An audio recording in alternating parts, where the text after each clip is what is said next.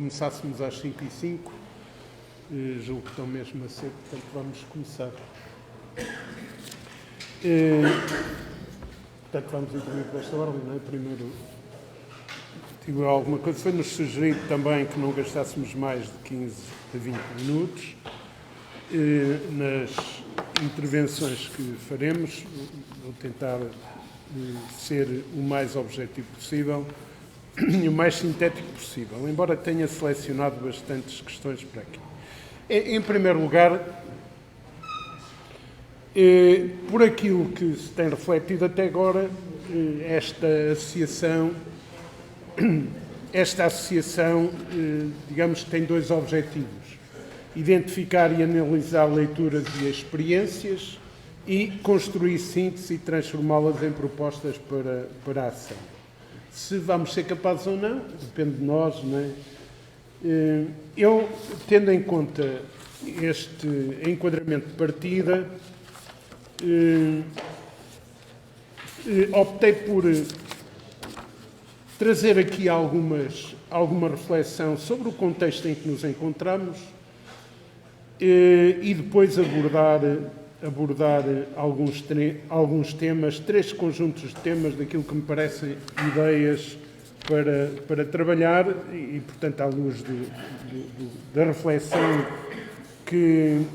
das reflexões em que vou participando e à luz também de troca de opiniões com alguns dos elementos que têm estado na dinamização da associação.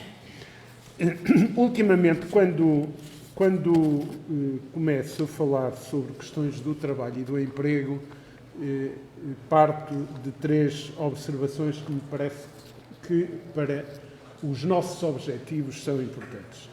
A primeira é relembrar sempre que os direitos do trabalho são direitos humanos. Os direitos do trabalho não são direitos de segundo nível. A Declaração Universal dos Direitos Humanos, basta ir aos artigos, entre o artigo 22 e o artigo 25, mas em particular o 23 e 24, podemos dizer que não há nenhum grande tema de direitos no trabalho que não esteja inscrito nesses dois artigos. É bom lembrar isto e trazer isto às novas gerações. O processo que levou à afirmação dos direitos do trabalho como direitos humanos foi um processo duro. Ele ancorou-se desde logo na necessidade que houve na ponta final da Segunda Guerra Mundial de dar uma resposta e encontrar instituições e deitar mão da Organização Internacional do Trabalho e fazer a célebre Conferência de Filadélfia, cuja a linha A diz, e passo a citar, o trabalho não é uma mercadoria. E foi muito do conteúdo da Declaração de Filadélfia que inspirou uma parte substantiva da Declaração Universal dos Direitos Humanos. Portanto, a Declaração de Filadélfia é de 44, a Declaração Universal é de 1948. Mas, para completar a partida, então, segunda observação. Nós estamos mesmo a discutir política e queremos discutir política. E o Papa Francisco, na encíclica Fratelli Tutti, tem uma expressão muito interessante. No capítulo que ele dedicou, intitulado à política, que intitulou de A Política Melhor, ele diz, e passo a citar, a grande questão é o trabalho. Portanto, discutir o trabalho, o emprego e as conexões do trabalho do emprego com proteção social, etc., é debater conteúdos do cerne da política. Quem não entender isto, independentemente de dinâmicas que se vão afirmando com força e que às vezes secundarizam o trabalho, corre o risco de se distanciar do que é fulcral. Posto isto, queria rapidamente deixar-vos observações sobre o lugar e o valor o lugar do trabalho, o valor do trabalho e do emprego no contexto atual. Quando selecionamos grandes temas da sociedade de hoje, claro que vem a digitalização, a robotização, a inteligência artificial, portanto, as questões das tecnologias e do conhecimento, mas vem a discussão da economia e da economia financeirizada, que é essa em que vivemos, vêm as políticas públicas, um grande tema da atualidade, as questões das formações, qualificações, aliás, no painel anterior, o engenheiro Carvinho até começou por dar uma referência, e valorizar o saber fazer e dar significado ao saber fazer e que são hoje as dimensões do saber fazer. Uma outra grande questão enormíssima, que está implícito também no primeiro painel, é a discussão sobre as cadeias de produção e distribuição, que estão numa mudança profundíssima. A distribuição da riqueza e a cidadania é um outro grande tema. A demografia e a esperança de vida é outro. O clima e o ambiente é outro. E quando nós discutimos qualquer um destes grandes temas, inexoravelmente o trabalho está no centro e o emprego está no centro. Posto isto, e até tendo em conta estas considerações que fiz, permitam-me dizer que uma constatação das reflexões que se vão observando em torno desta matéria é que continua a haver uma profundíssima relação entre o trabalho, o emprego e a proteção social. E, se quisermos, até o modelo social na sua dimensão plena. A segunda observação é que se vende muita coisa por novidade que é velharia. E o apagar da memória e da memória recente é um dos trunfos que o neoliberalismo tem utilizado. E é bom lembrar isto porque quando nós olhamos as mudanças que estão em curso, o contexto de que falei, as mudanças que estão em curso, nós vemos novos e velhos vínculos de trabalho mais individualizado, menos individualizado. Muitas vezes ouvimos dizer, não, isto tem tudo para ser trabalhadores autónomos, etc. Já agora, um número que é significativo. Entre 2009 e 2023, o número de trabalhadores por conta de outrem aumentou 900 mil em Portugal. Repito, entre 2009 e 2023.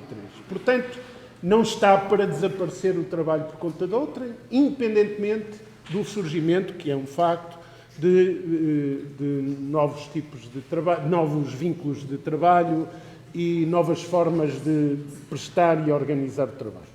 A outra questão é não confundir instrumentos de trabalho com tipos de emprego. Um exemplo simples, posso trabalhar com inteligência artificial e ter um contrato com estabilidade, ou trabalhar com inteligência artificial e ter porcaria dela.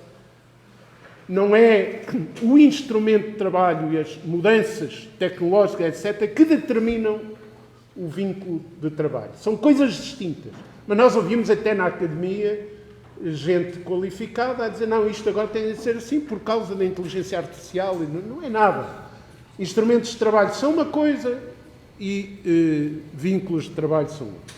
As mudanças nas formas de organização e prestação do trabalho, que são profundíssimas. As cautelas que é necessário face ao individualismo e a determinismos que hoje nos apresentam. Não há nenhum determinismo tecnológico, nem determinismo financeirizado. O que é preciso é haver ação política na gestão da economia / finança, na gestão das tecnologias. Eu costumo dizer aos jovens, não tenham medo das tecnologias, nenhum. Antes pelo contrário.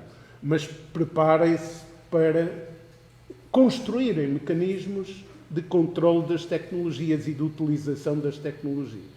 Agora, as tecnologias em si e o avanço científico, não é? São mais-valias que ficam ao serviço, que podem ser postas ao serviço dos cidadãos, portanto, dos seres humanos. Depois há uma outra coisa que pode ser que ainda tenhamos tempo de duas ou três notas, que é o tempo em que vivemos e a precariedade das ideias que leva à manipulação de conceitos.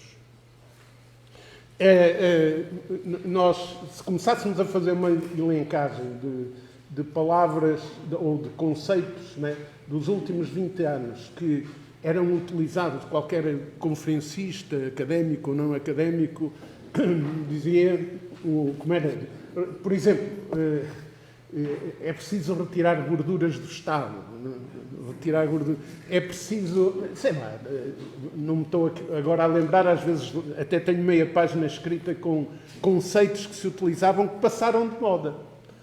Agora, por exemplo, usa-se o conceito de talento para tudo, não é? E na maior parte das vezes, os atores económicos, quando falam da necessidade de reter talento no país, estão a falar de reter de trabalhadores de condições comuns, de formações comuns. E não, independentemente também de não podermos esquecer que talento todos temos e não se distancia tanto assim de uns para os outros. A questão é as oportunidades da sua utilização. Mas esta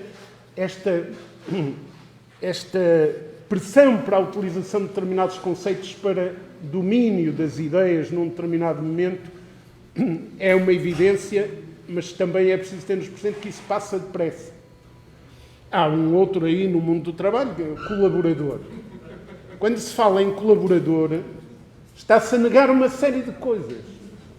Porque a palavra colaborador significa o contributo para alguém, para uma entidade. Ora, uma das bases da existência de relações de trabalho estabilizadas que compõem os sistemas estruturados das relações de trabalho assenta no reconhecimento dos diversos atores e a atribuição de poderes aos diversos atores. Se só há uma entidade e os outros colaboram, está feito o unilateralismo patronal. E a maior parte das pessoas utilizam a palavra como se... Pronto, é uma moda. E não veem o significado que isso tem.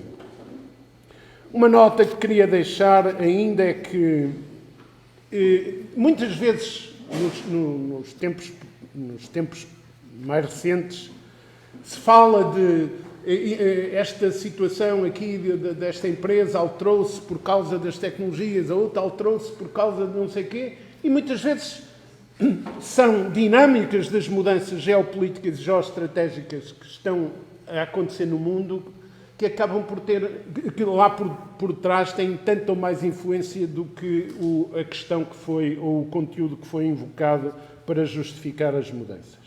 Ora, neste contexto eu queria, entretanto, dizer que me parece que há alguns sinais positivos novos. Uma das coisas que eu vejo com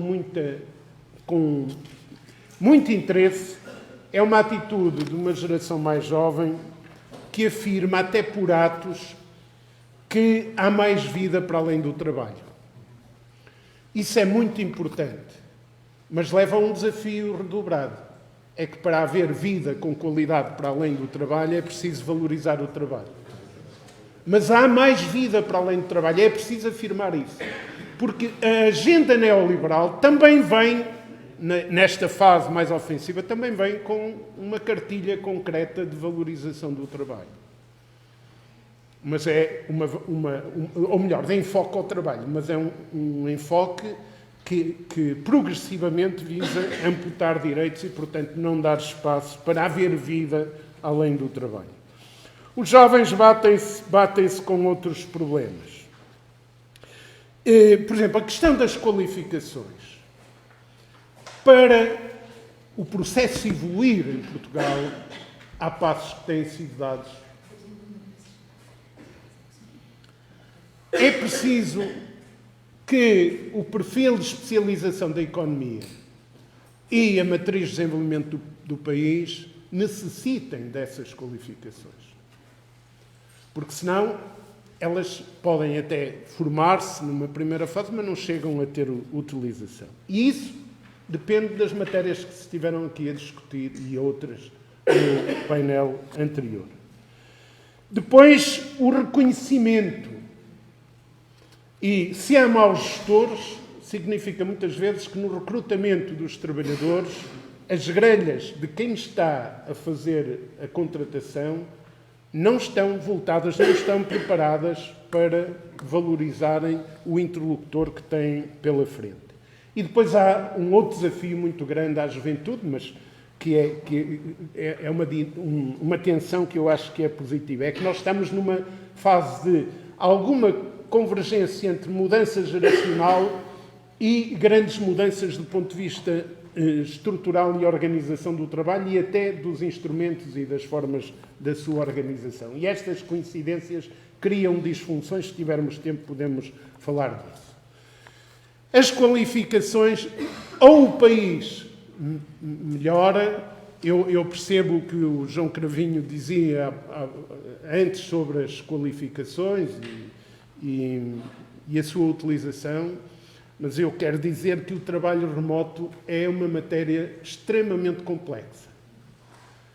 A primeira ideia que surge quando falamos em trabalho remoto é trabalho remoto qualificado, e, portanto, é possível, não é? E deve valorizar-se e puxar por ele. Mas nós temos multidões de trabalhadores a fazerem trabalho remoto, também em Portugal, em call centers, etc., a fazer trabalho remoto para empresas de todo o mundo e pagos miseravelmente e não vieram criar dinâmicas de melhoria dos salários. Portanto, é verdade a base do ponto de vista, e deve ser aprofundada, que o João Cravinho introduziu, mas o problema é muito complexo. Os sistemas híbridos de prestação de trabalho são complexos, até porque acabam por se focar muito na personalidade de cada indivíduo. É mais difícil fazer as construções coletivas. Há muita coisa introduzida. Por exemplo, o conceito de projeto. Já agora a falar de o conceito de projeto que se utilizava historicamente, não é? Em determinadas funções e profissões, hoje é utilizado de qualquer forma, muitas vezes, para manipular e explorar trabalhadores que trabalham à distância. Portanto, é preciso aprofundar-se isto. Encaminhando para a enumeração dos temas, digo só que repito muitas vezes esta ideia. O futuro, o que é o futuro? O futuro traça-se com cenários prospectivos sustentados. Não basta falar de cenários prospectivos, é preciso ver as variáveis que se introduzem, não é? Para trabalhar os cenários prospectivos. Mas o futuro faz-se em grande medida, eu diria sempre, com as respostas ao presente contínuo. Portanto, não fiquemos com os pés no ar a discutir o que é o futuro. O futuro faz-se respondendo permanentemente aos problemas. E é, tendo em conta isso, que eu selecionei, apenas enumero, para não me alongar, já estou a chegar aos 18 minutos, enumero 4 temas, que acho que podem ser temas para a causa pública. O primeiro é salários, rendimentos e qualificações. Nós precisamos de um crescimento, precisamos inequivocamente. E algumas das pessoas que andam envolvidas na causa pública têm afirmado um valor que eu também partilho. O valor real dos salários portugueses, no contexto e nas condições em que vivemos, o valor real está 20% abaixo do que devia ser. Neste contexto e nestas condições. Não estou a falar de um contexto já com mais criação da riqueza. Não, neste. Depois, um problema que a mim custa-me que não haja uma mínima observação para o seu surgimento. Está em marcha, e o acordo de concertação social último veio favorecer, uma substituição de salários por prémios ou remunerações em espécie. E isto é um caminho, torna-se um entrave absoluto ao crescimento dos salários. Eu não estou aqui a fazer suspeição. Eu leio-vos no acordo de concertação para o ano passado, estava inscrito o aumento salarial médio de 5,1%. Era assim que estava escrito. O que é que está agora em 23? Ouçam. Valorização nominal das remunerações por trabalhador de 5% em 2024, de 5% em 2024. Portanto, valorização nominal das remunerações por trabalhador. Remunerações é tudo. É o salário, prémios, etc. E o que foi induzido no acordo foi ganhos para os trabalhadores através de prémios ou através de a entidade patronal participar nos custos da habitação e de outras coisas. Lembrem-se sempre de uma coisa. A Constituição não permite reduzir salários, mas a Constituição permite reduzir prémios. Aliás, nem se levanta a questão constitucional. E, portanto, essa experiência já foi feita e senti-me-la bem em 2010, 2013.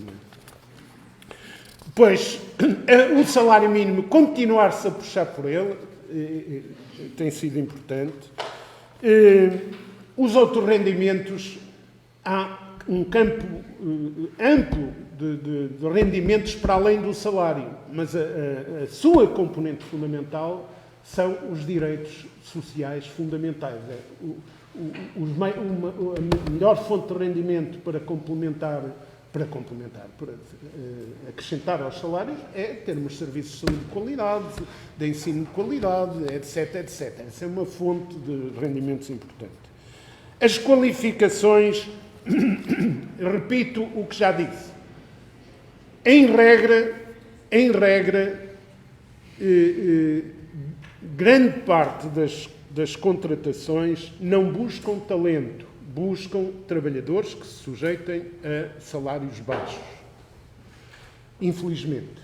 E neste processo, a utilização da imigração é dramática. Porque está ali uma fonte e há setores que, enquanto puderem, não largam. Estão ali ferrados como uma leoa na garganta de uma zebra. Não largam mesmo. A outra questão é a Segurança Social, 2 notas. O sistema é muito mais sustentável do que a propaganda do neoliberalismo diz. É uma evidência. E as 2 fontes fundamentais para o sistema da Segurança Social, se quisermos 3 fontes, é o nível de emprego, a qualidade do emprego e os salários. São os 3 aspectos que mais definem se a Segurança Social tem ou não tem futuro. O debate que está a ser feito, não é? O debate que está em curso, acho que nos deve merecer muita atenção e que é um dos temas que nas causas públicas devemos estar em alerta. O Estado Social, o João Oliveira vai falar sobre a saúde, não falaremos hoje sobre outras dimensões, mas há 2 ideias que eu não queria deixar, 3 ideias que não queria deixar de colocar. Primeiro, não existe sustentação e melhoria, adequação à realidade da vida e melhoria daquilo a que chamamos comumente dimensões do Estado Social se não houver aumento permanente da despesa. Para atualizar pensões, para melhorar componentes da proteção social, é preciso mesmo que a despesa aumente. E, portanto, o fundamentalismo de que tudo o que for aumento da despesa se deve pôr de lado é dramático para o Estado Social. Segundo, os direitos universais não são substituíveis por esmolas ou por, como dizem, apoios quando as famílias precisarem. Não, os direitos sociais fundamentais são universais, são das pessoas. Não são substituíveis, repito, por esmolas nem por apoios monumentais. Terceiro aspecto, o belicismo na Europa, é da Europa que estamos a falar, está a trazer um cutelo sobre o futuro do modelo social. E vamos ter que debater muito isto. Negociação coletiva. Há armadilhas que continuam por desarmar, umas vêm do Código de Trabalho de 2003, outras vêm do tempo da Troika, e era possível desarmá-las. Não é... As negociações até em torno da agenda do trabalho digno avançaram alguma coisa naquela questão das arbitragens obrigatórias. Podia, se houver vontade, aquilo pode ser um passozito, não é? Mas é preciso ter continuidade, porque não chega. Porque o desaparecimento do princípio do tratamento mais favorável e, em particular, a questão da caducidade unilateral das convenções é um problema muito complicado. Segundo, não há melhoria. A maior machadada para a dinâmica da negociação coletiva é aquilo que eu vos li. É substituir o conceito de salário por conceito de remuneração por trabalhador. A remuneração por trabalhador, as componentes para além do salário são determinadas unilateralmente. Se o patrão tem margem de manobra para dar umas coisas e não é obrigado a negociá-las, a negociação coletiva vai esvaziar-se, não vai aumentar. E eu acho que nós devemos dizer isto com muita força. As questões das qualificações trazem novas matérias e, portanto, posto isto, é o debate para a ação, é a construção de propostas para a ação estratégica contra a agenda neoliberal. Acho que também não nos fica mal, até um assunto que não está aqui, mas é imperioso. Não é por acaso a Declaração de Filadélfia surge no rescaldo da Segunda Guerra Mundial perante o descalabro. É historicamente uma realidade os trabalhadores darem atenção à luta pela paz contra a guerra. O trabalho também está no centro. O trabalho e aquilo que dá a sustentação da criação de emprego e de emprego com qualidade está em causa perante processos belicistas. E, portanto, os trabalhadores têm essa obrigação. Valorização dos sindicatos e dos coletivos. E termino mesmo com a necessidade de articularmos agendas sociais com agendas políticas. Elas existem sempre e têm que existir sempre. As políticas não podem substituir as sociais, mas tem que haver articulação, porque as agendas sociais são feitas para que as agendas políticas evoluam e se manifestem. E, portanto, os interlocutores, não é isso que estamos aqui a debater, todos nós sabemos quais são. E há muita necessidade de alianças. Os sindicatos têm que tratar disso, há movimento. Alianças mesmo dentro do conjunto dos representados, e até há o alargamento dos representados, mas alianças com outros movimentos, alianças é imperioso. E na fase presente preocupa-me muito, que é na luta que está a ser feita, por exemplo, pelos médicos, ou por trabalhadores ou pelos professores, ou por trabalhadores de outros setores. Conseguir-se criar, e acho que os tempos próximos colocam muito esta exigência, conseguir criar-se, alguns estão em desenvolvimento, mas dá força a movimentos que articulem os interesses dos profissionais com os objetivos estratégicos do conjunto dos cidadãos. E essa aliança será absolutamente determinante, do meu ponto de vista, para nos anos próximos se travarem batalhas com êxito em defesa de direitos conquistados no plano social. Era isto que vos queria transmitir, alarguei-me um bocado.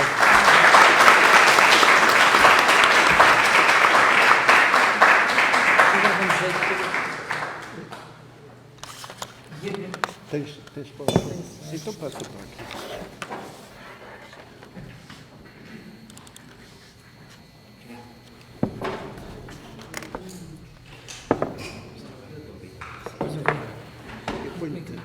Obrigado.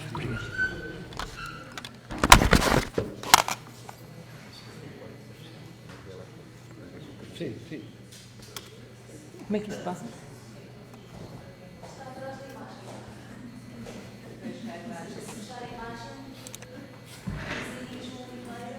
Obrigado.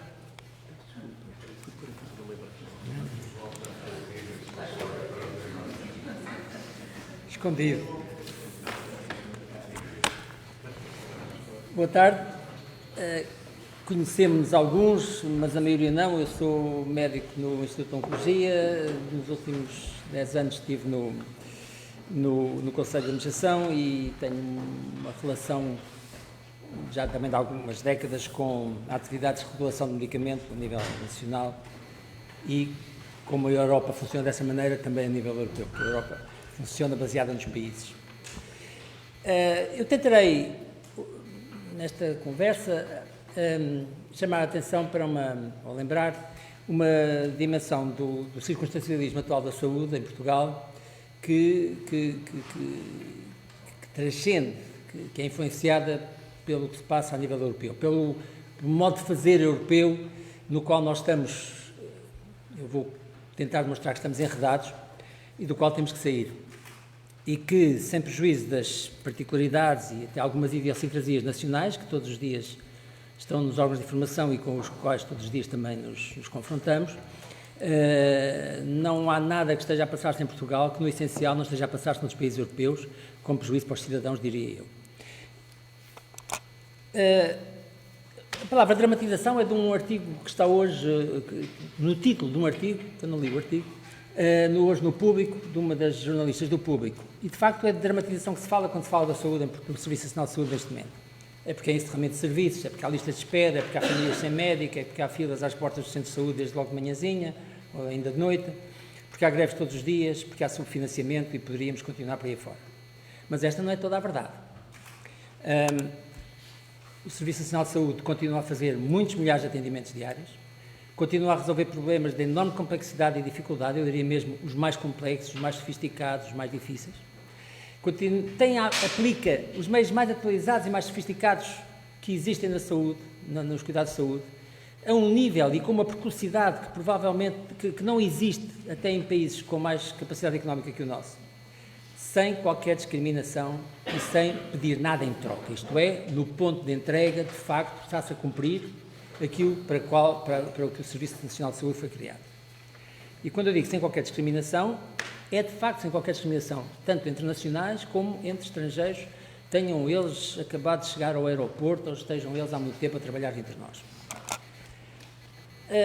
Os princípios que estão por trás disto, nós continuamos a querer praticá-los e julgo que a praticá-los, é que todos são responsáveis por todos, ou seja, é aquilo que está na Constituição, consagra a repartição social do risco de adoecer. Quando adoecemos, a sociedade para a qual contribuímos encarrega-se de nós.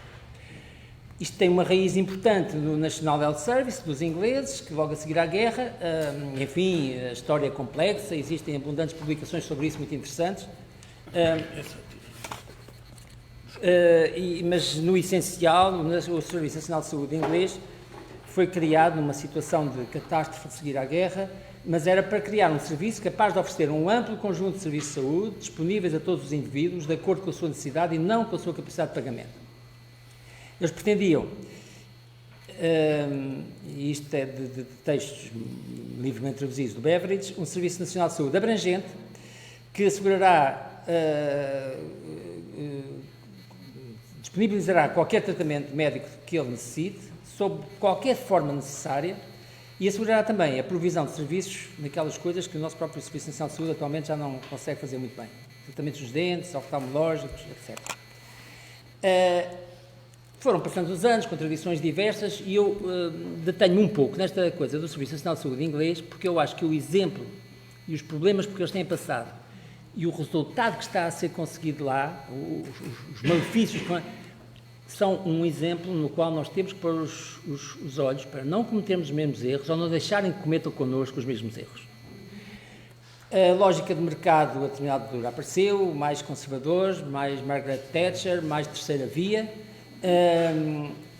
O que era orientado para os cidadãos passou orientado para o esforço de economizar e gerar superávites, em vez de procurar o desenvolvimento dos serviços.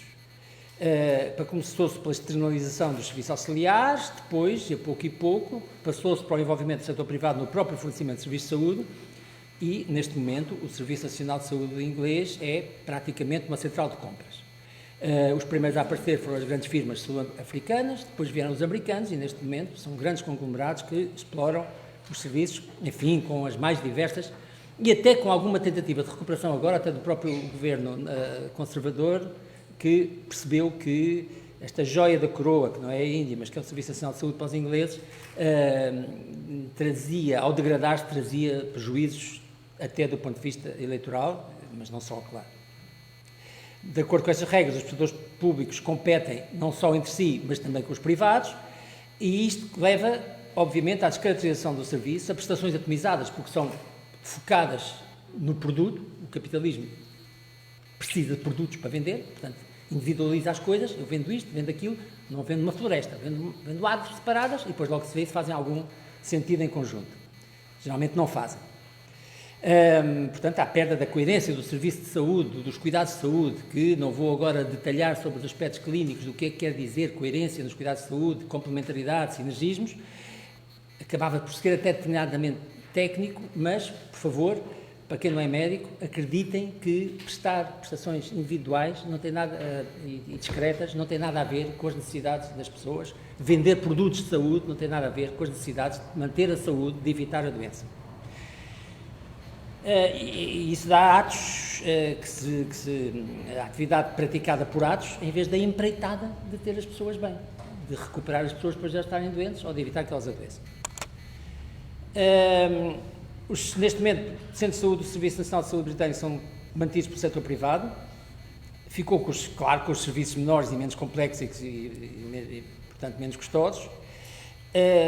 Isto sufoca progressivamente os serviços públicos e as instituições públicas acabam por estar sem recursos para a realização de novos investimentos e incapazes de competir nas mesmas condições. Nunca têm capacidade de competição com os privados neste circunstancialismo. Já por ter os slides é para me ajudarem a mim. Não?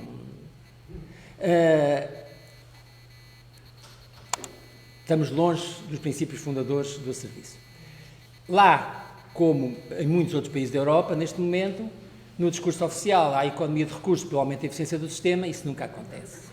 Isso nunca acontece. Na prática, o que acontece é que se deteriora a qualidade dos serviços prestados, consequente, porque se pretende poupar dinheiro à redução dos investimentos em infraestruturas e em pessoal, escassez de recursos, serviços suspensos ou com qualidade inferior. Não são os cidadãos que beneficiam, são sim as grandes empresas privadas que prestam serviço ao National Service, e não há nenhuma empresa privada de saúde cujos acionistas queiram menos de 15% de rendimento ou mais neste momento. Sempre a 2 dígitos e bem. O Reino Unido já não faz parte da União Europeia. Isto passou-se, nem precisaram de ter a Europa para terem esta maneira de pensar, não é? Mas a União Europeia faz questão de, dentro do modo, do modelo económico que pratica, transformar progressivamente as empresas públicas em firmas como as outras, não é? Os serviços públicos, deixou-se de falar de serviços públicos, passa a falar de serviços de interesse geral, o que modifica a questão da propriedade do capital. Mas eu não sou economista. As prioridades passam a ser o mercado, a livre iniciativa e a competitividade. É para isto que a União Europeia vive. E eu diria até que há uma contradição com a retórica do modelo social europeu. Estou a dizer que é retórica, se calhar estou a ser injusto, pode ser mais do que isso, mas tenho dificuldade, mais uma vez, não como não economista, como não sociólogo, mas, enfim, como agente nos cuidados de saúde, no serviço de saúde, em perceber como é que se compatibiliza o modelo social europeu com a economia neoliberal. Ou seja, os serviços públicos têm que praticar, têm que aplicar as mesmas regras da economia capitalista concorrencial. Em Portugal e em grande parte dos países europeus neste momento, na União Europeia, o que é que esta política económica provoca, desde há bastante tempo, restrição de contratações e ausência de progressões remuneratórias. Provoca diminuição de investimento também, mas não tanto, porque os clientes desse investimento, os fornecedores da grande indústria de cuidados de saúde, influenciam o suficiente para que o potentado, o dinheiro público, adquira esses meios e não deixe que o negócio deles diminua. Agora, sem pessoas, sem pessoal, como estamos aumenta tudo.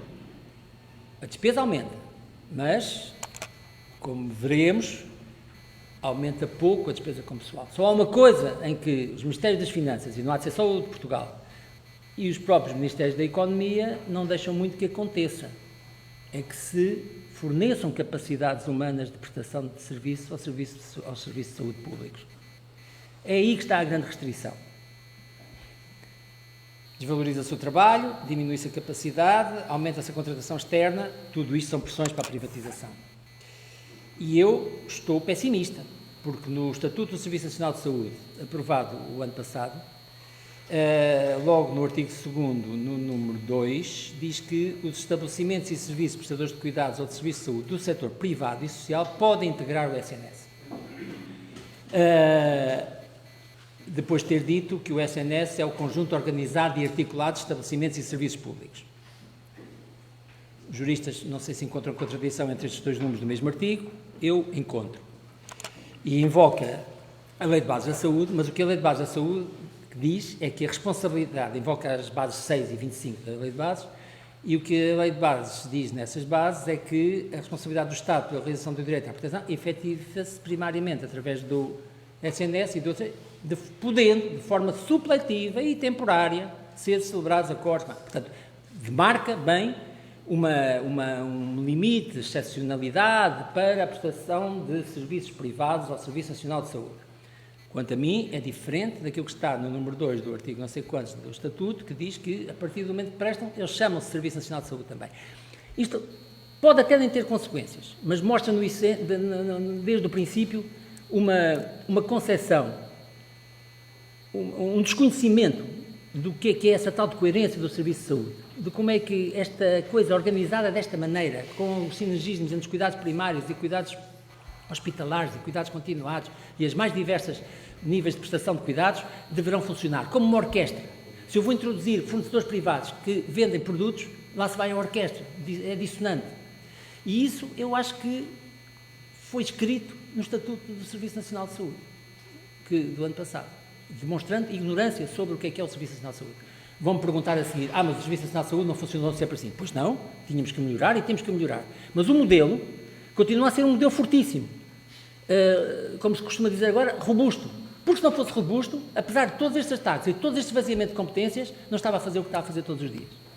É aquele desenho, aquele delineamento, aquela maneira de ser construído que lhe dá força, que lhe dá segurança, e infringirmos essa solidez com esta penetração, permeabilidade aos privados, não é uma questão ideológica. Aliás, entre parênteses, a ideologia está no neoliberalismo, que acha que os privados têm, por princípio e por idealismo e ideologia, de fornecer de serviços, os serviços têm que ser prestados por privados. O idealismo, a ideologia, no caso da defesa do Serviço Nacional de Saúde, ficou na Constituição. É o princípio de repartição social do risco de adoecer. A partir daí, é a operacionalidade, qual é a melhor forma de concretizar isso.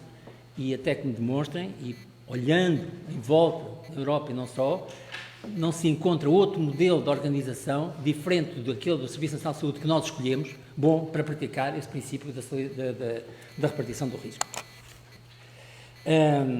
Este continua a confirmar, a Lei de Base da Saúde, a excepcionalidade da prestação dos privados. São opções económicas que voltam atrás um bocadinho, sempre com o labelo de que vão melhorar os resultados, que os resultados melhoram com o aumento da despesa, mas isso carece de avaliação. Nós avaliamos pouco o que fazemos. Vou dizer uma coisa quase iconoclástica. Se avaliássemos o que fazemos e daí tirássemos consequências, porque não chega a avaliar, é preciso tirar consequências, talvez não fosse preciso aumentar muito a dotação do Serviço Nacional de Saúde, como ela tem vindo a ser aumentada. E depois, transparência na utilização dos meios. Começa logo pelos preços.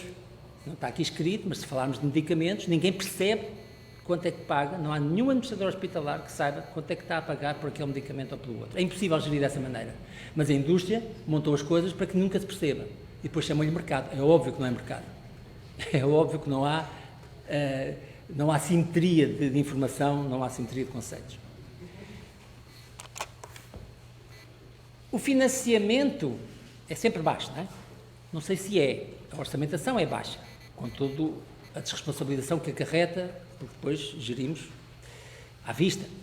Mas é desgarrado, eu utilizei este termo, porque responde ao emprego das tecnologias. Estamos sempre sob pressão para comprar isto, aquilo e aquilo outro, independentemente de ser preciso. Mas se o financiamento fosse abrangente, como no caso da oncologia está em experiência já há uns anos, enfim, mais uma vez sem termos tirado as consequências todas, por enquanto, talvez as coisas e o serviço e a adequação do serviço às necessidades das pessoas fosse diferente.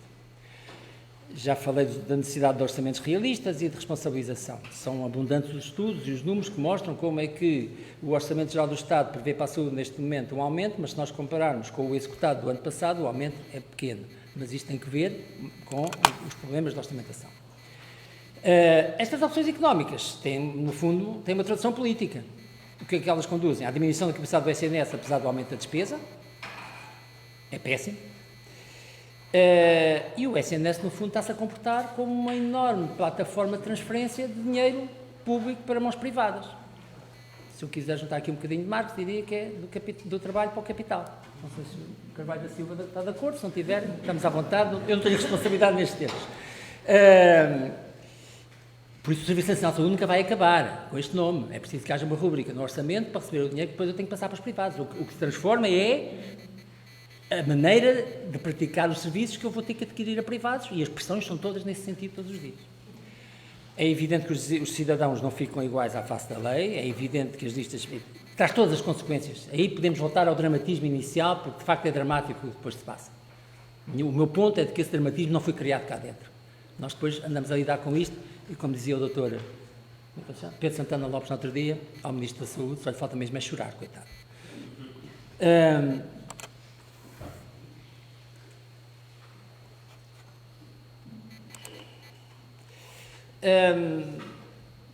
A desvalorização do trabalho na última década, do trabalho dos profissionais do Serviço de Saúde.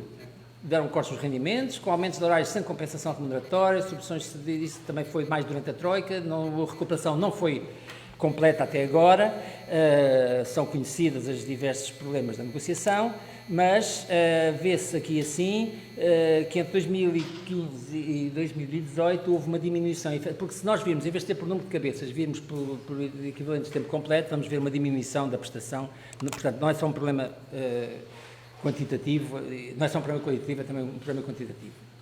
É urgente reformular esta política de recursos humanos, é preciso uma revalorização geral, se a Europa deixar, não é? Eu não sei bem, sou completamente especulativo nisto, não tenho nenhuma informação, mas duvido que as condições para os empréstimos, PRR, etc., não venham amarradas a condições menos patentes, não sei se secretas, confidenciais, sobre a necessidade dos governos procederem a restrições dos serviços públicos desta maneira.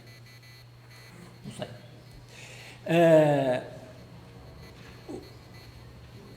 E assistimos a negociações que visam não o aumento do salário, mas o aumento do trabalho para ganhar mais.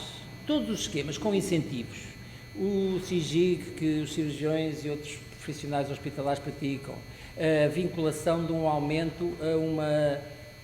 tudo isso pode existir, mas a única maneira de fazer isto, como deve ser, para começar, é aumentar o salário. E depois, a partir daí, fazer o resto.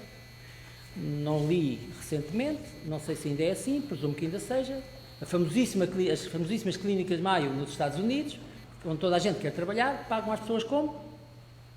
Um ordenado fixo. Que é bom, claro.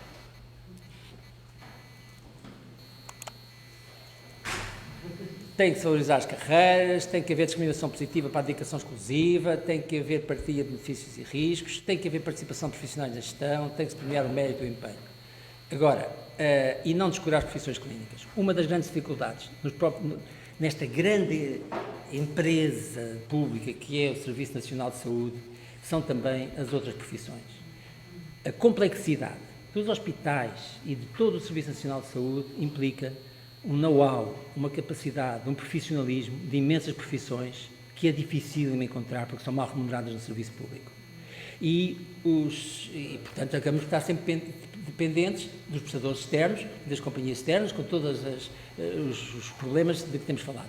Isso é impossível de evitar nos dias de hoje, na Europa, no mundo, claro que é, mas estar completamente desmunido como nós temos é que nem para auditar serve.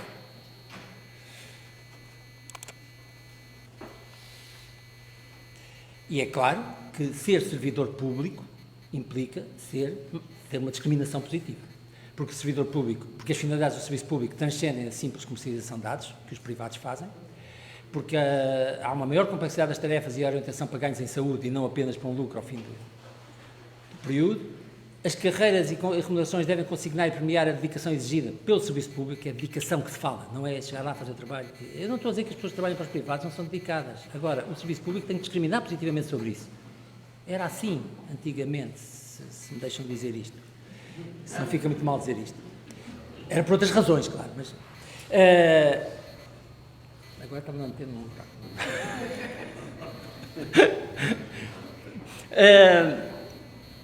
É bom que as pessoas se sintam satisfeitas de serem funcionários públicos, serem servidores públicos.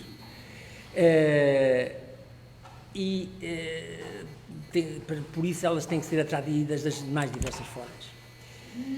Na Lei Arnaud havia várias coisas muito interessantes que a gente praticou sempre pouco, mas por isso, quando o Serviço Nacional de Saúde fez 25 anos, houve uma reunião no Hotel Altis, julgo que o Carvalho da Silva estava, pelo menos na assistência, em que estava o Dr. Arnaud, a Dra. Maria Belém Roseira, o Dr. Salles Luís, era moderado por José Carlos Martins, enfermeiro, e nós falámos sobre isto. E eu, na altura, peguei na Lei Arnaud e mostrei que o Serviço Nacional de Saúde ainda não era, porque havia uma série de coisas. O Dr. Arnaud concordou, a Dra. Maria Belém disse que no tempo dela, enquanto ministra, tinha feito umas coisas que eram a substituição daquelas. Eu aí já não entrei, porque ela é que é jurista, ela é que sabe se são equivalentes, eu não sei.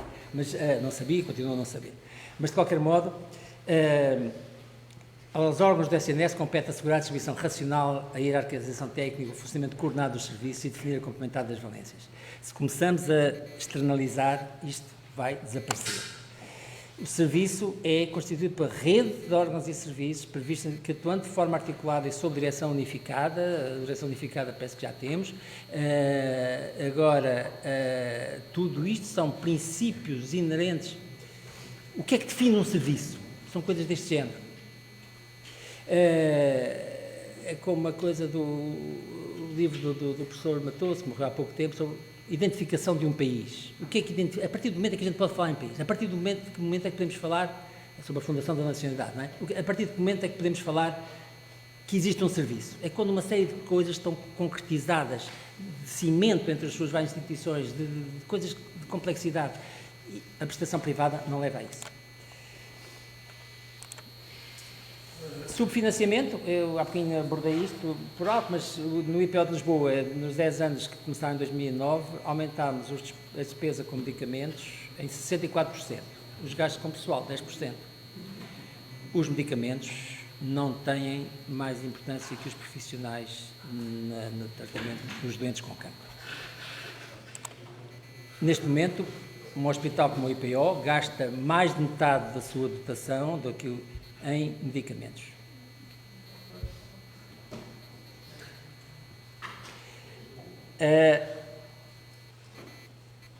Há um aspecto importante e que tem que ser politizado, por pouco atraente que seja para quem tem que ganhar eleições. A sobreintervenção não é melhor que a subintervenção, é pior.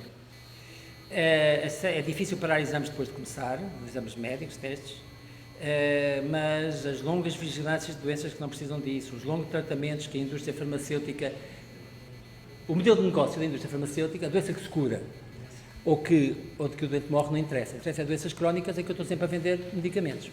No cancro, a indústria tem motivado isso e os médicos vão atrás.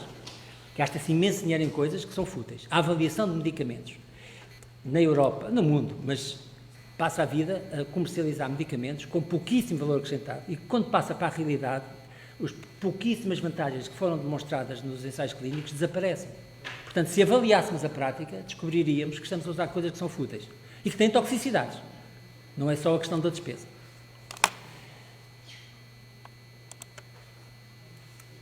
Usei aqui um médico espanhol que se tem dedicado a este aspecto, ele diz que é insustentável que um serviço de saúde seja governado pelo conhecimento biomédico e não é terrível, como ele diz, que a ciência e a tecnologia controlem a política sanitária. Por muitos progressos que haja, e há, por muita modernidade que nós possamos, pelos sistemas de informação, pelas várias maneiras de prestar cuidados neste momento, pelos enormes progressos na sobrevida e na forma de viver das pessoas, não deixam de ser meios operacionais. A grande questão estratégica é como é que nós organizamos um serviço de saúde que sirva às pessoas e que não sirva às tecnologias. Pode parecer, é muito difícil dizer que não vamos comparticipar este medicamento ou aquele ou aquele outro, mas se não houver provas de que isso beneficia as pessoas, ele não deve de facto ser comercializado. Isto é a reburro, mas diz, ao contrário de toda a Europa, é ao contrário. Mas nós achamos, e aqui estou a usar uma expressão, iniciativa política, de um artigo recente do Dr. Francisco Ramos no Público, o SNS tem de retomar a iniciativa política. Tem de ser o SNS a dizer o que é que quer e não o SNS a jogar à defesa, permanentemente à defesa, no meio destes dramatismos todos que estamos a falar. Tem que usar a dimensão. Uma das primeiras coisas que faz a força é a dimensão. É um monopólio, e é isso que é preciso, um monopólio público. Tem que fazer funcionar a tal rede, sabe, não é Arnaud, e a integração de níveis. É isso que dá e que confere superioridade organizativa e que dá continuidade ao serviço. O que os doentes precisam é de continuidade, não é de toque e foge. Tem que pagar mais aos seus servidores salário, não truques, não... já perceberam? Combater a futilidade. Este aspecto tem de ser politizado e não é. É pouco atraente.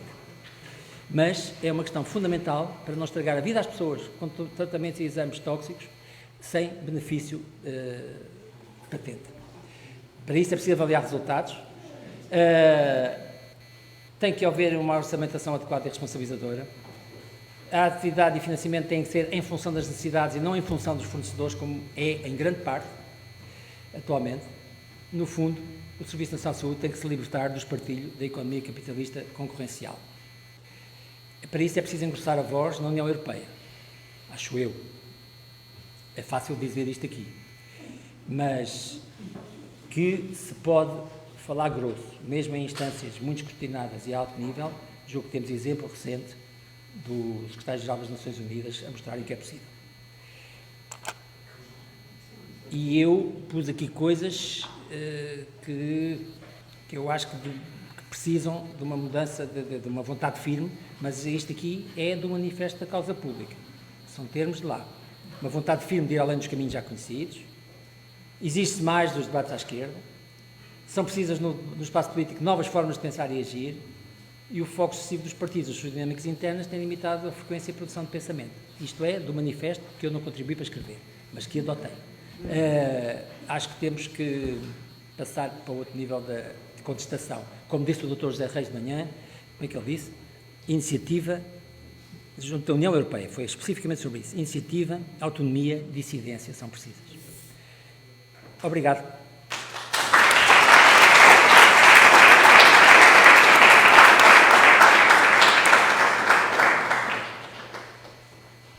Disseram-nos para às 18h15 estávamos ali a passar a foto. Portanto, temos 12 minutos.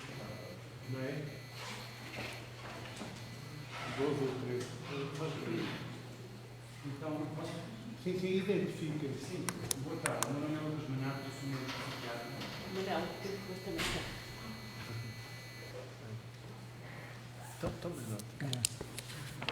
Faz dizer, o meu nome é Lucas, eu sou médico psiquiatra e gostava de dizer uma coisa que é o seguinte. Para o vosso comentário, se quiserem. Eu acho que nesta questão da saúde, não acho que não vale a pena. O vosso salário até podia aumentar 100%. Não percebi, desculpe. O salário podia aumentar 100%. Neste momento fala-se em 30%. Os portugueses dificilmente entenderão aumentos salariais muito grandes porque vivem na miséria. Não é? E, portanto, um aumento salarial igual a quase ao salário mínimo é mal entendido. Ainda que merecido, e eu acho que se deve exigir isso. Mas eu acho que há uma dificuldade no debate atual, na minha opinião, em transformar as propostas em ações, em verbos concretos. É preciso propor coisas concretas que façam sentido. E nesse sentido eu tenho estado a desenvolver um projeto projeto de investigação neste momento sobre a implementação da saúde em Portugal, e eu não concordo com alguns atores do debate que dizem que a saúde está mesmo há 40 anos atrás. A saúde não está igual. E há um momento que eu gostava de eleger, que é um momento fundamental nas mudanças, que foi, obviamente, não da origem portuguesa, foi inspirado pelo New Public Management, do Thatcher e todos, obviamente, que foi a preservação dos hospitais em 2002, que foi aprovado por algumas pessoas, e basta consultar em quem com esses autores, que mudaram estruturalmente o funcionamento da saúde. E eu acho que custa-me ver no debate a não ser mencionado este facto que é fundamental para a decisão do dia-a-dia, que é a questão de saber porque é que o diretor clínico é escolhido pelo governo, porque é que os diretores dos serviços são escolhidos pelo diretor clínico e é escolhido pelo governo, porque é que os médicos deixaram de ter a possibilidade de escolher os seus representantes dentro do hospital. E, portanto, quando falam de coerência, obviamente não há coerência clínica quando todas as decisões não são informadas clinicamente.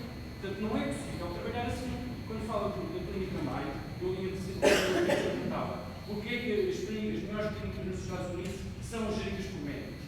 Claro que os médicos não são deuses, não estamos aqui a voltar no modelo médico-cêntrico, mas é evidentemente que não se pode viver num mundo em que é possível um médico chegar à consulta e a consulta ter mudado de sítio e nós não temos sido chamados a tomar uma decisão sobre isso.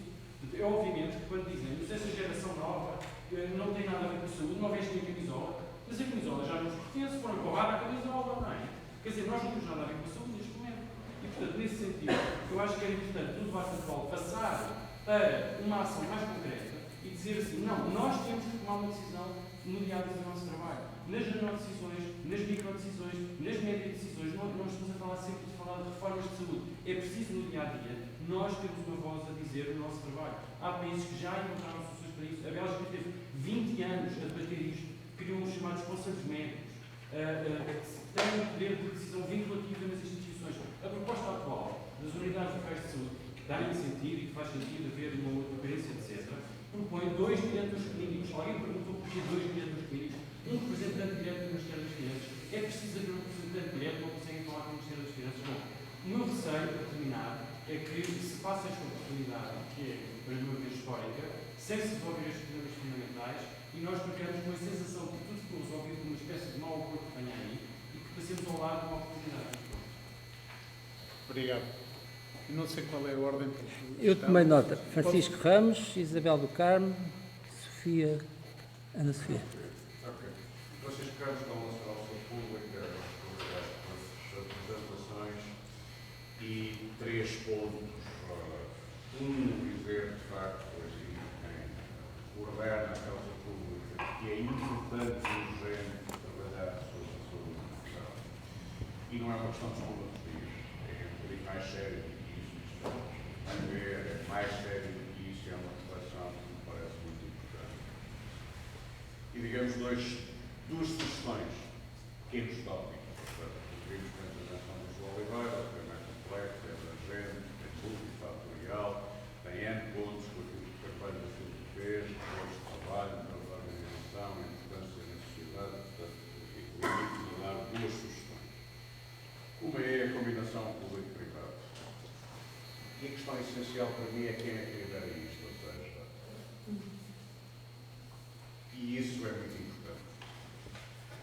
Já houve tempos, ou seja, já há exemplos de liderança do setor público, rede de cuidados continuados, ou melhor, liderança do Estado e da política pública, rede de cuidados continuados, desde o início que se disse que é uma rede para ser operada maioritariamente pelo setor social.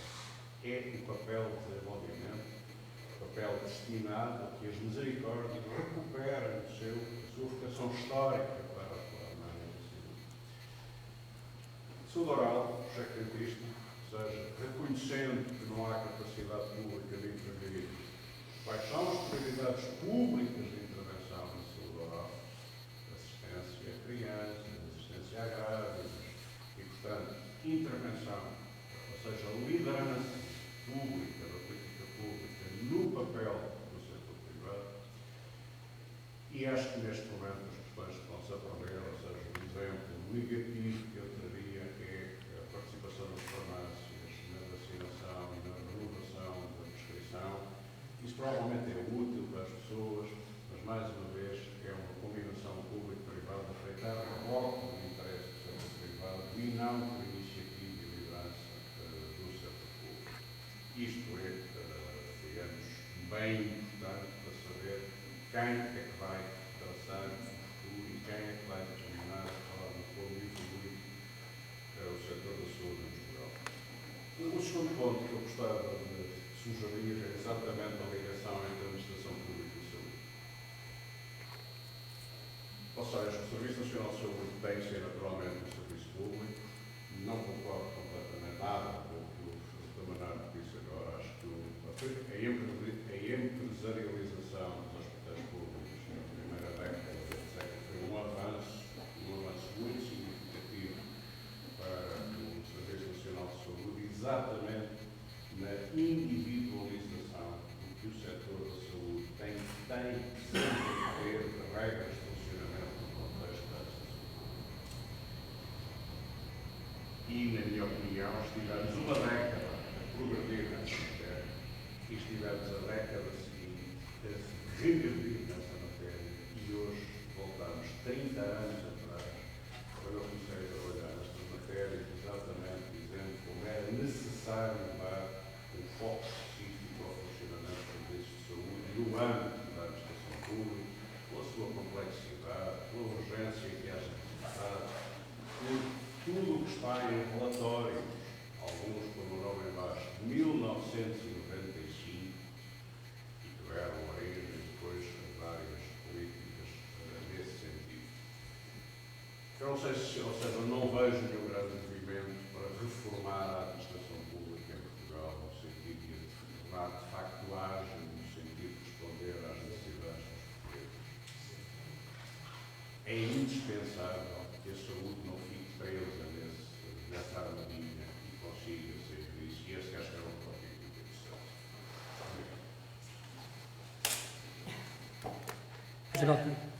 Isabel do Carmo, médica. Eu queria dizer que estou de acordo, na generalidade, com o que o João Oliveira disse. Aliás, de vez em quando, em fóruns felizmente inorgânicos que os médicos têm inventado, estamos do lado da solução, plataforma reforçar o SNS, vamos todos encontrando e convergimos nas críticas e nas soluções. Eu queria dizer que essa história que os defensores do privado dizem que por razões ideológicas nós não estamos a querer conectar-nos com o privado é uma mentira.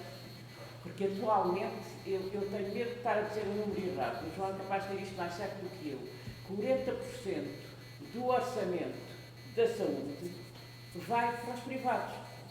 Porque análises clínicas, radiologia, hemodiálise, todos esses serviços são comprados a privados, são comprados a grandes empresas privadas, algumas com capital estrangeiro, algumas não, exceto uma, todas com capital estrangeiro, portanto entra e sai, e uma boa parte do nosso orçamento é para isso, vai para isso, quando havia uma solução diferente. E a solução diferente caberia na tal concepção de unidades locais se puséssemos os hospitais ligados aos centros de saúde, como tem acontecido em algumas zonas, e os laboratórios e a radiologia dos hospitais públicos fizessem as análises e as radiografias que são pedidas pelos centros de saúde e que são comparadas a serviços privados. Portanto, está feito. A ideologia aí foi toda quebrada. E podia não ter sido. Podia não ter sido. Houve aqui uma decisão, ou decisões sucessivas, porque podia estar a funcionar de outra maneira. O modelo também foi em Inglaterra, claro, porque neste momento estamos a comprar e muito a privados num orçamento que é subexecutado, que não é todo executado, que deixa dívidas e deixa dívidas que depois dificultam a negociação com os ditos privados, sobretudo em termos de medicamentos, portanto, temos logo aí, sob o ponto de vista de concepção financeira, aí um enorme defeito. eu convivo com pessoas que vêm dos países escandinavos, tenho mesmo doentes que vêm de lá, e não há nada de privado. Na social-democracia escandinava, tudo é público. Isto que eu estou a dizer, os serviços, etc., tudo isto é público. Portanto, aí temos uma mentira a esse respeito. E depois são sucessivas mentiras. Nós temos um grande problema de demografia médica. Um grande problema de demografia médica. Nós temos 61 mil médicos em Portugal, mas só 21 mil é que têm uma idade inferior a 51 anos. 51 anos é a idade em que as pessoas podem deixar de fazer urgências noturnas, se quiserem. Se isso acontecesse, paravam as urgências em Portugal. E é esta a nossa demografia. E essa demografia, ninguém fala dela. Há uma desinformação. Julga-se que talvez se equilibre daqui a 5 a 10 anos. Depois vêm as tais velharias com cara nova. É o ministro, não sei o que é que passou pela cabeça do Pissarro, vem falar agora que vai criar uma equipe permanente nos hospitais. Ora, os hospitais polivalentes, dos 5 que ele enumerou, chamavam-se polivalentes, mas enfim, chamemos assim. Teve há anos, muitos anos, que tem uma equipe permanente. Não é novidade nenhuma. Estão-se a dar novidades como coisas que não são novidades. A equipe permanente que está lá todos os dias até às 8 da noite. E depois das 8 começam os médicos que lá estão, internos e especialistas, a fazer as noites. Portanto, é mentira. Não há novas equipes permanentes. Depois, outra mentira é a história, que bom, agora vamos oferecer aos cidadãos e poderem comprar na farmácia os medicamentos. Há muito tempo que nós nas receitas temos que clicar numa coisa onde diz renovável e outra coisa onde diz doença crónica. Porque isto já se faz há muito tempo. E aparece nos jornais como uma grande coisa que agora vão oferecer aos utentes. Eu sei que a mesa está feita com o tempo, haveria mais coisas e muitas nesta desmascaração da informação onde a comunicação social embarca à faca, não é?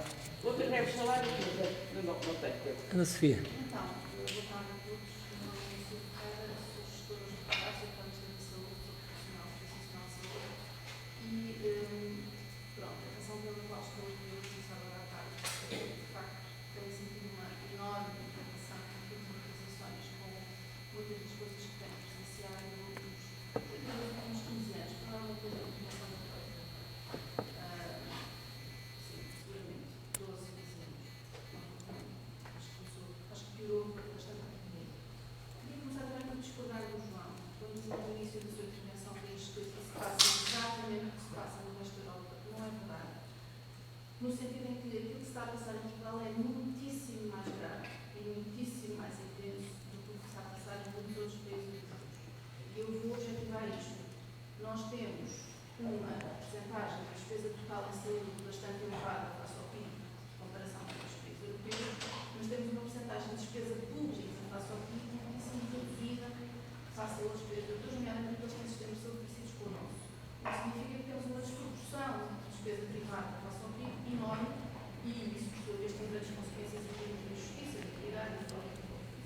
Por outro lado, a percentagem dos gastos com saúde no orçamento de Estado em Portugal, no total dos orçamentos de Estado, a função saúde em Portugal, também portanto ser menor do que tem na generalidade dos países europeus com os quais gostamos de nos comparar. Portanto, também não é verdade que nós, além de não ser verdade que gastamos muito com saúde, não é verdade no Estado não gastamos, não gastamos, a segunda mentira é que também não é verdade que a saúde seja uma prioridade política, porque não é. Em termos de peso nos orçamentos públicos, não é a saúde uma grande prioridade política comparada com outros países. Por outro lado, a desproporção da dimensão do setor privado em Portugal, do setor privado de saúde, também não é comparável com muitos outros países europeus com os quais nós gostamos de nos comparar. Ou seja, o setor privado em Portugal está com uma dimensão muitíssimo superior, muitíssimo mais proporcionada e, sobretudo, com muitíssimo mais poder do que tem na generalidade dos países, Espanha, França, enfim, são sistemas de saúde social já são muito diferentes, mas mesmo assim, países nórdicos, Inglaterra, não tem nada a ver com esse setor privado, tem muito investimento do que se tem em Inglaterra, e, portanto, nós temos um problema muitíssimo mais grave em vários várias dimensões do que têm países com estados sociais públicos de saúde similares ao nosso.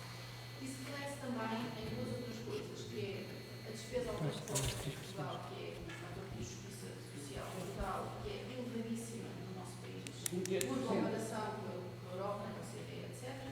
E um crescimento enorme dos seguros privados de saúde que tem sucedido nos últimos anos, e que já estamos com 4 milhões de pessoas com seguro de saúde, e que leva a que toda a gente, a administração que tem neste momento, se pudesse ter o dinheiro suficiente para poder pagar o seguro de saúde.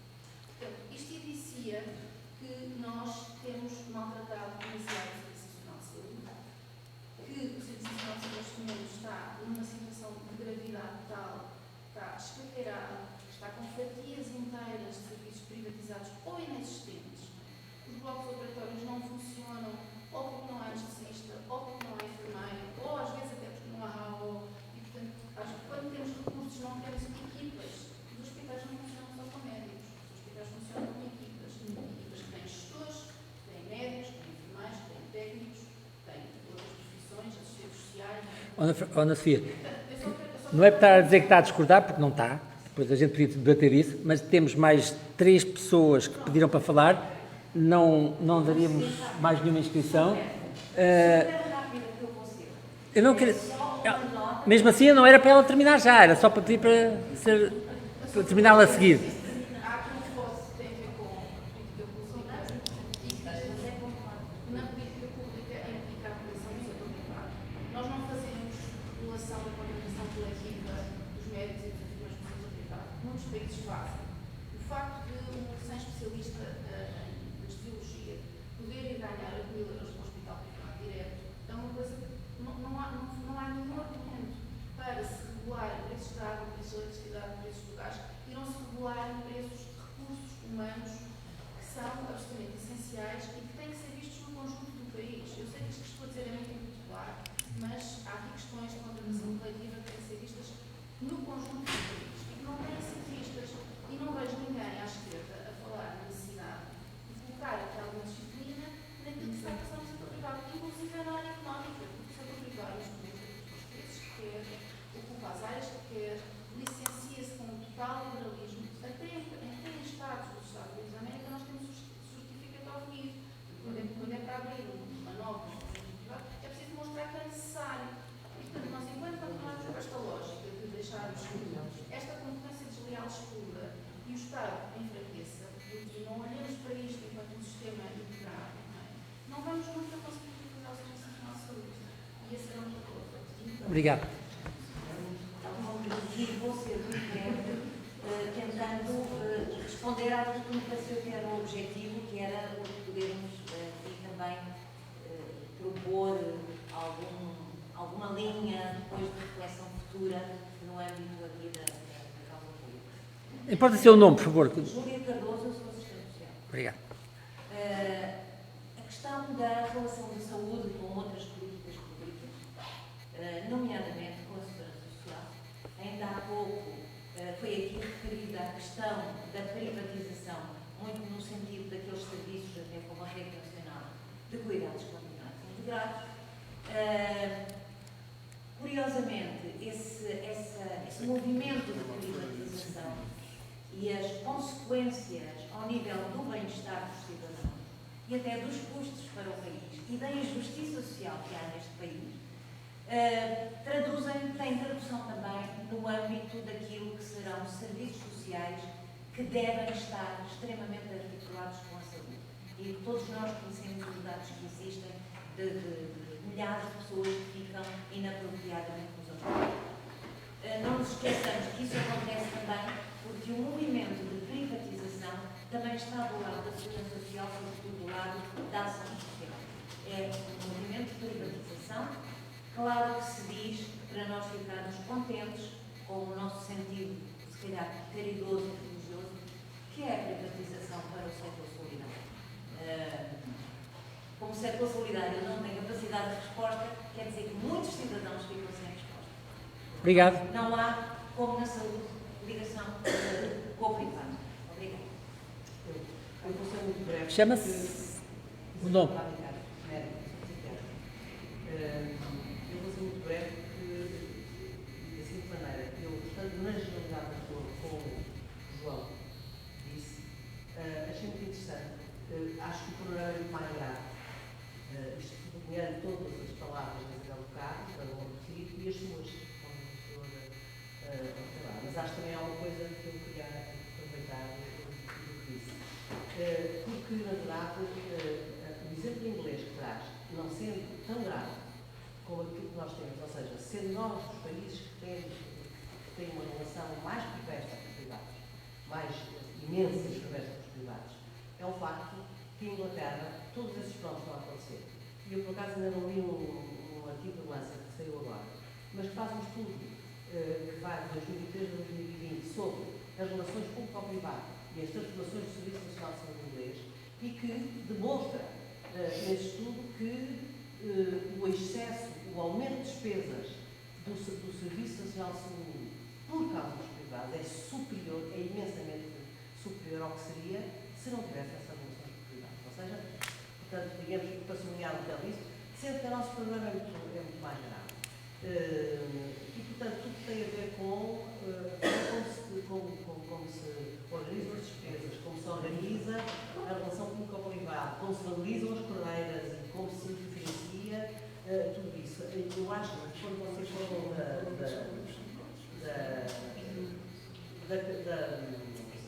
exatamente, da revisão, eu acho que você queria dizer que a partir da altura a implementação não permitiu, eu acho que foi positiva, como alguém ouviu, já não é, no início, mas a partir da altura deixou completamente fora, digamos, o legítimo poder decisório do médico. Ou seja, uma coisa é ser administrador hospitalar, ser gestor, outra coisa é ser diretor de serviço, por exemplo. É ter algum poder sobre, digamos, as competências. Exatamente, e isto totalmente possível.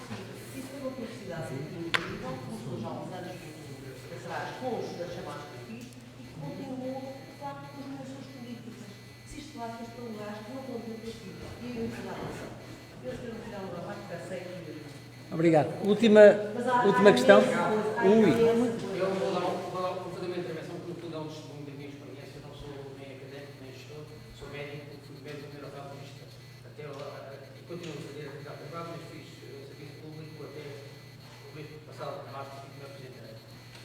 Eu acho que aqui um dos principais problemas não é tanto neste momento que está a provocar esta situação grave no Serviço Nacional de Saúde, além da concorrência entre público e privado, é também outra coisa que ninguém chama a atenção, que é a concorrência entre público. Começou há 20 anos com a criação das empresas SA, depois a seguir as empresas EPE, em princípio para dar autonomia àquele hospital, para se tornarem concorrenciais ao serviço. Essa concorrência intra-hospitalar chegou aos serviços. Só para dar um exemplo, eu no serviço que dirigia em março, até março passado, o serviço de neurologia do Hospital da Sintra, tínhamos 4 regimes remuneratórios diferentes para a mesma atividade médica, para o mesmo ato médico. Era eu que era da Justiça Pública Antiga, era um contrato individual de trabalho que tinha entrado em 2018, eram 3 prestadores médicos de serviço que recebiam à peça, por exemplo, e ainda havia o serviço de teleradiologia que era fornecido fora de obras e ao fim de semana. Portanto, todos estes regimes eram concorrenciais entre si. Quem é que vai conseguir um obstetra a trabalhar 35 horas no hospital, se ele esse que recebe por essas 35 horas consegue fazer em 3 ou 4 noites, faz noutro hospital? Quem é que vai conseguir? Porque é que os médicos que não conseguiram entrar no... Portanto, eu acho que um dos problemas em Portugal é fazem-se muitas políticas públicas e não são avaliadas as políticas públicas. A única política pública que foi até agora avaliada foram as parcerias público-privadas e, mesmo assim, que eu saiba, foram as avaliações económico-financeiras. Não houve avaliações políticas nem disso. Nem económico-financeiras, portanto, eu acho que esta questão é não só temos que ver também o que é que o Estado, o que é que os governos sucessivos fizeram de mal.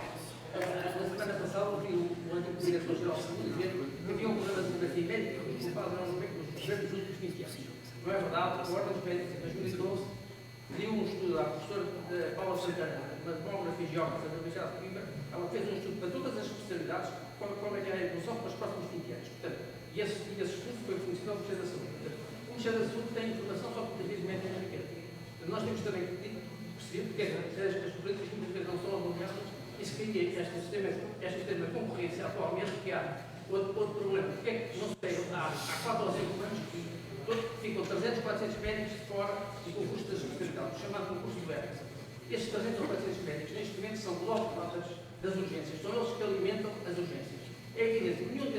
vai querer voltar, não ser muita Europa, vai querer voltar a fazer, a repetir o exemplo de acesso às especialidades, vai querer continuar na vida em que, saltando de hospital para hospital, ganha 4 ou 5 vezes mais. Portanto, a concorrência deste aspecto, na área da saúde, principalmente no mercado de trabalho, eu só tenho visto como prejudicial. Agora, não é só os privados que têm estimulado essa concorrência, é as próprias políticas públicas dos últimos 20 anos que já têm feito. Obrigado. Vamos fazer. Para uma hora mais. Nós começamos. Quem ganha são as empresas que os alugam. As empresas alugam o trabalho médico. Mas só pedir-vos uma coisa. Nós começamos 20 minutos depois, senão ainda tínhamos O aqui. quê? Começamos com 20 minutos de atraso. Pois foi. Mas há muito mais do que para 20 minutos. Claro, mas dá para 20 mais. Mas estão a ser recolhidas tudo o que é transmitido e por certo, vai haver debates especializados a prazos relativamente curtos, não pode ser de outra forma. Não é? E peço-vos que logo que terminemos passemos para a sala ao lado para poder ser feito o encerramento. Não me foi colocada nenhuma questão direta por uma questão de preocupação. O João diz qualquer coisa. Em relação às questões que foram colocadas, eu julgo que foram colocadas questões de níveis muito diversos que cá está, que deverão estar presentes em discussões setoriais mais para a frente. Só queria dizer em relação ao que a Ana Sofia disse, ela não discordou de mim, porque nós achamos que o nosso drama é maior porque estamos a vivê-lo. Basta olhar para os outros, se formos viver para os outros países, vamos descobrir o que está a passar. Mas a questão não é essa, é que com todos esses atentados e com todas essas dificuldades de regulação dos privados, etc., o meu ponto é, e por isso eu digo que não discordamos, o Serviço Nacional de Saúde, da forma como está inventado e criado, tem resistido a isso. Se fosse este um sistema convencionado, já tinha desaparecido completamente do público, por exemplo. Mas agradecemos as várias intervenções. É evidente, a questão do serviço social e da privatização do serviço social também parece uma coisa de grande importância que deverá certamente também estar nas nossas preocupações seguidamente. Muito obrigado.